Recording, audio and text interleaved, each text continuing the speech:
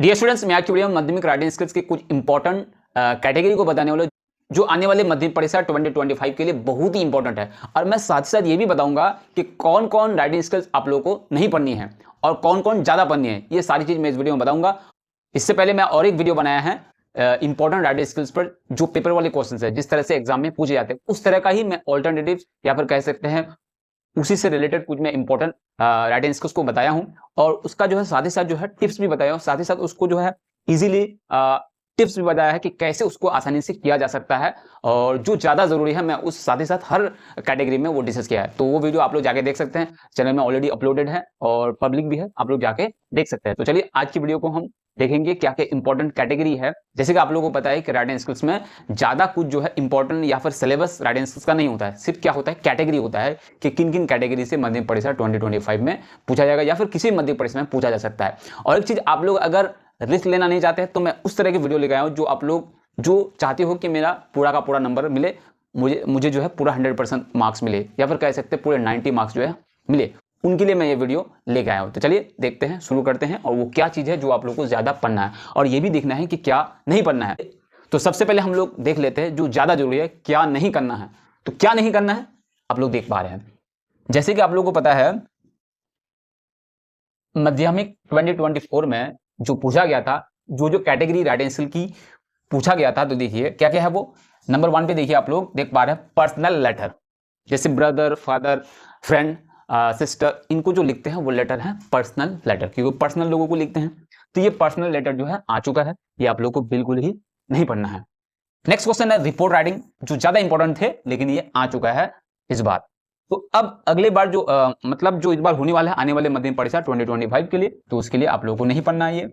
Okay, ये आप लोगों को नहीं पढ़ना है। उसके बाद नोटिस राइटिंग, जो अपोजिट है किसके, रिपोर्ट राइटिंग के अपोजिट है नोटिस राइटिंग।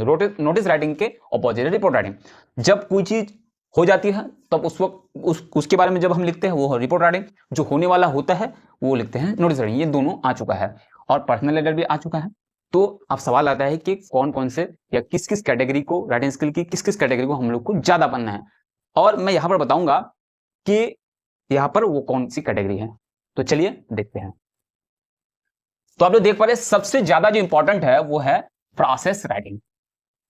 प्रोसेस राइटिंग आप लोगों को पता है, नहीं पता है मैं तो बता देता हूं आप लोगों को शॉर्ट में कि प्रोसेस राइटिंग क्या होता है। जो भी चीज हम स्टेप बाय स्टेप तैयार करते हैं, उसको बनाते हैं, तो वहां पर क्या होता है, प्रोसेस राइटिंग यूज्ड होता है। ओके, और एक चीज यहां पे प्रोसेस का मतलब होता है, आप लोग जानते हो प्रोसेस, किसी चीज की तैयारी, स्टेप बाय स्टेप तैयारी को बोलते हैं प्रोसेस राइटिंग। जैसे घर जितनी भी जरूरी हो जाए हमारे लिए, हम उसका जो है जो स्टेप है उसको फॉलो करके ही होगा। ऐसे नहीं होगा, एक ही दिन में पूरे घर को हम बना नहीं सकते, चाहे जितना पैसा हम उसमें लगा दे, जितने उसमें आर्किटेक्ट लगा दे, जितने उसमें इंजीनियर लगा दे, एक दिन में नहीं बन सकती है। उसमें थोड़ा स्टेप बाय स्टेप करना पड़ेगा। ओके, तो इस तरह के जो मतलब प्रोसेस है वो आता है प्रोसेस राइटिंग। उस तरह के जो काम है वो प्रोसेस राइटिंग में आता है।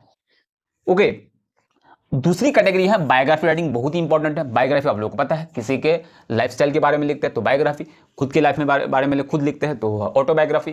तो ये बायोग्राफी लिखना है, किसी के बारे में बायोग्राफी पूछा जा सकता है। तो यहां पर आप लोगों को जो ज्यादा जरूरी है वो क्या है, हर चीज का प्रोसेस बेसिक नॉलेज होनी चाहिए, बेसिक नॉलेज होनी चाहिए प्रोसेस। उसके बाद बेसिक नॉलेज होनी चाहिए आपका हर चीज के बारे में। जैसे प्रोसेस राइटिंग कैसे लिखा जाता है, किस टेंस में लिखा जाता है, वॉइस कौन सी होती है जो यहाँ पर यूज किया जाता है। उसके बाद बायोग्राफी कैसे लिखा जाता है आप लोगों को पता होना चाहिए। बायोग्राफी तो आसान है। और एक चीज, बायोग्राफी में सबसे आसान बात यह है, इन दोनों ही आसान है, ये दोनों ही आसान है। क्यों आसान है, क्योंकि बायोग्राफी में भी और प्रोसेस राइटिंग दोनों में भी जो है कुछ ना कुछ वहां पर पॉइंट्स दिए जाते हैं, उस पॉइंट्स को ही आप लोगों को लेकर के लिखना है। तो ज्यादा कुछ बाहर से ऐड नहीं करना है, जो पॉइंट्स दिया हुआ रहता है, जैसे बायोग्राफी में पॉइंट्स दिए जाते हैं, ओके, तो उनको फॉलो करके लिखा जाता है। लेकिन इसमें फर्क है। अब तीसरी कैटेगरी है पैराग्राफ राइटिंग, आप लोगों को पता है पैराग्राफ, जैसे उर्दू में होता है मजमून, हिंदी में होता है निबंध।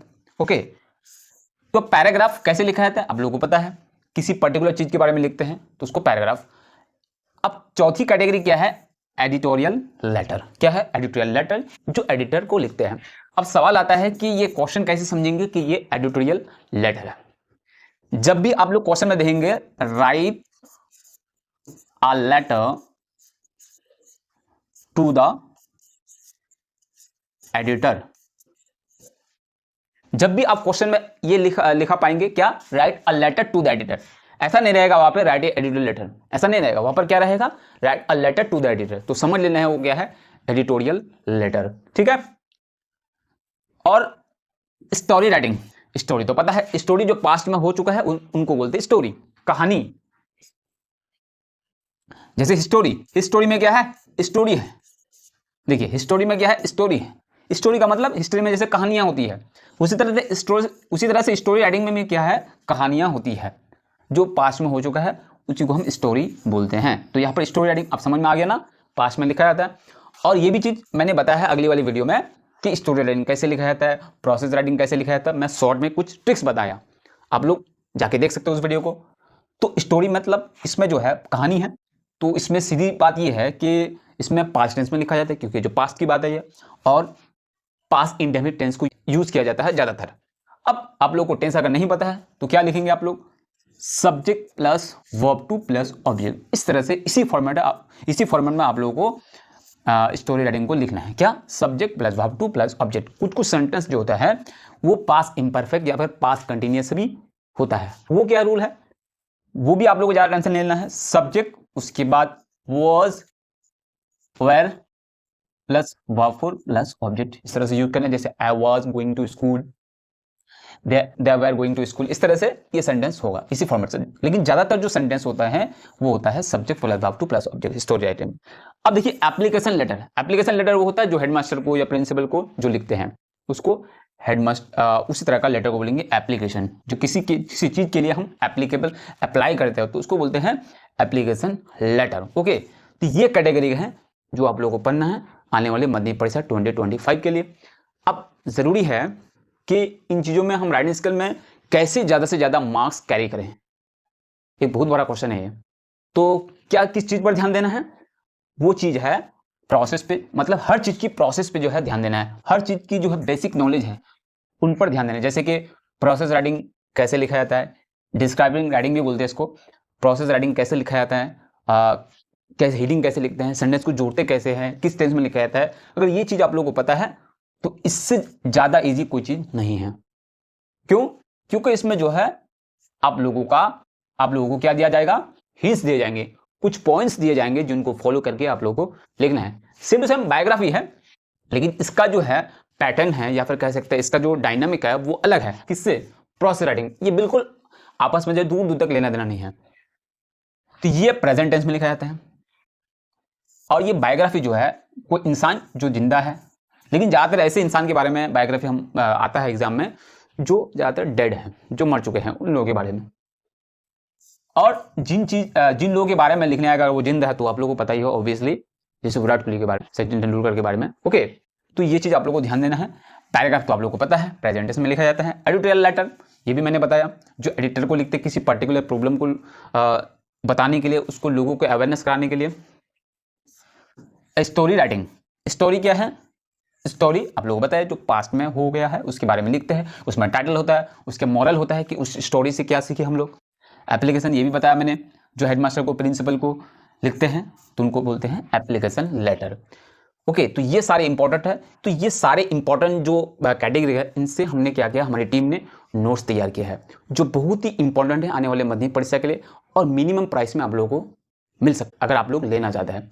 तो उसके लिए क्या करना है, डिस्क्रिप्शन में नंबर दिया गया है, उसमें कॉन्टैक्ट कर सकते हैं आप। मिनिमम प्राइस में आप लोगों को नोट्स मिल जाएंगे। ओके, तो ये सारी चीज आप लोगों को ज्यादा ध्यान देना है। कौन सी कैटेगरी है ये, राइटिंग स्किल की कैटेगरी है। अगर वो नोट्स आप लोग खरीद लेते हैं, परचेज कर लेते हैं, तो 30 मार्क्स आपके लिए इजी हो जाएगा। क्योंकि आप लोगों को पता है कि इंग्लिश में जो है मोटे मोटे नंबर है। क्यों,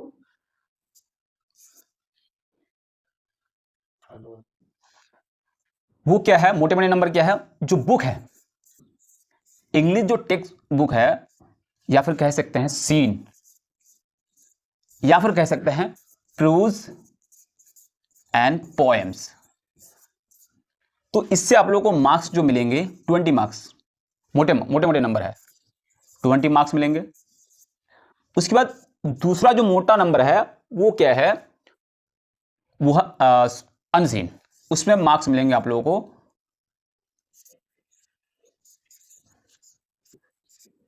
20 मार्क्स। कितने? 20 मार्क्स मिलेंगे। तो मोटे मोटे नंबर है। उसके बाद 20 मार्क्स मिलेंगे आप लोगों को ग्रामर से, ग्रामर एंड वोकैब, ठीक है, इनसे मिलेंगे। तो यहां पर देखना है कि ये जो कैटेगरी है ग्रामर का, तो ये ग्रामर जो है इसमें एक ही तरह की कैटेगरी नहीं है। यहां पर फ्रेजल वर्ब भी आप लोगों को मिलेगा, डू एज डायरेक्टेड भी मिलेगा, choose the correct option of verbs भी मिलेगा, आर्टिकल एंड प्रपोजिशन भी मिलेगा, सारी चीज मिलेंगे, तब मिला के आप लोगों को मिलेगा 20 मार्क्स। उसके बाद टोटल कितना हुआ? 60। उसके बाद अब देखिए लास्ट जो मोटे नंबर ज्यादा है वो क्या है? 30 मार्क्स, वो है राइटिंग स्किल्स। अगर ये चीज में आप अच्छे हो राइटिंग स्किल में, तो आप लोगों के लिए 90 मार्क्स लाना जो है, 90% लाना जो है बहुत ही इजी है आप लोगों के लिए। क्या है? बहुत इजी है, क्योंकि यहां पर 30 में अगर आप लोग 25 ले लेते हैं तो इससे कोई अच्छी बात नहीं है, बहुत अच्छी बात है ये। अब बुक्स में जो है ये 20 मार्क्स आप लोगों को मिलेगा ही, कंफर्म है। तो 20, उसका 25। अब यहां पर ग्रामर में अगर आप लोग कम से कम मिनिमम 15 लेते हैं, 15।